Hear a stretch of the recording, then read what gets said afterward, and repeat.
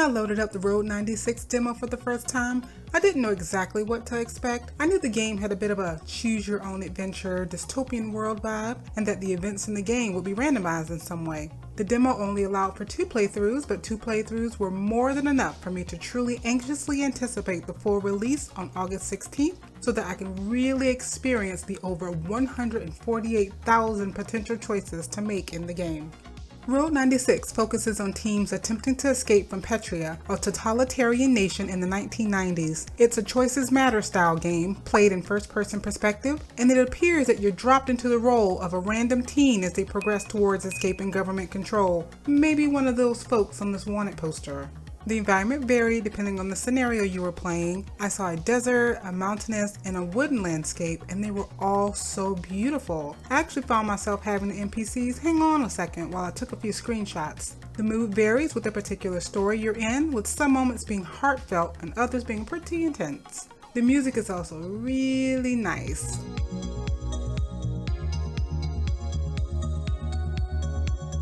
One of the collectibles in the game is finding cassette tapes, which you can use whenever you have a player available. I'll actually link a playlist to the soundtrack in the description because it's just fantastic.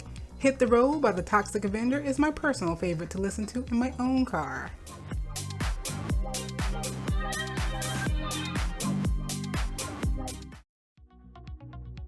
You begin the game by being asked questions, which were different both times I played. Perhaps your choices informs the game in some way to set up differences in the scenarios. You'll see your map and how far you are from the border, which you're trying to escape to, and you'll receive a different date each time in the year 1996. In addition, you can experience the same or similar scenarios at different times of day or in a different location, so a lot of randomization happening that might influence the decisions that you make. You begin each story chatting with the NPC, which is at the focus of the scenario, and in my first is where I met Alex, and I was pleasantly surprised when he asked me to try out his video game that he developed, and I was even able to make suggestions for improving the game. In a different situation, I met a hitchhiking teen and was given a job of working at a gas station for money, well, mostly to not be turned into the police. These small mini-games were a nice way of varying gameplay as well as expanding upon your understanding of NPCs' personalities and motivations as they responded to your performance. And the more you explore the environment, the more choices, information, and games within games you might find. So take some time looking around.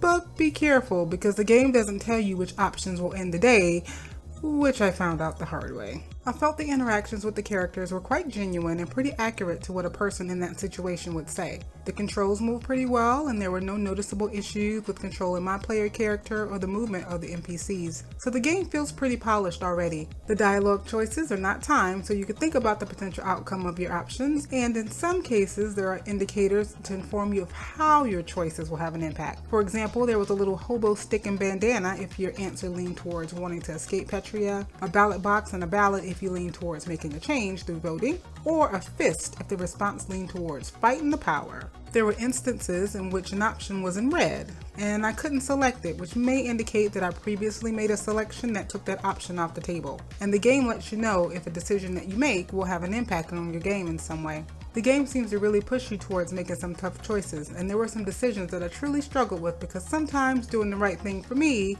wouldn't necessarily work out for the other person. And with only brief interactions with these characters, I tried to make my decisions based upon what I felt would best move the story along.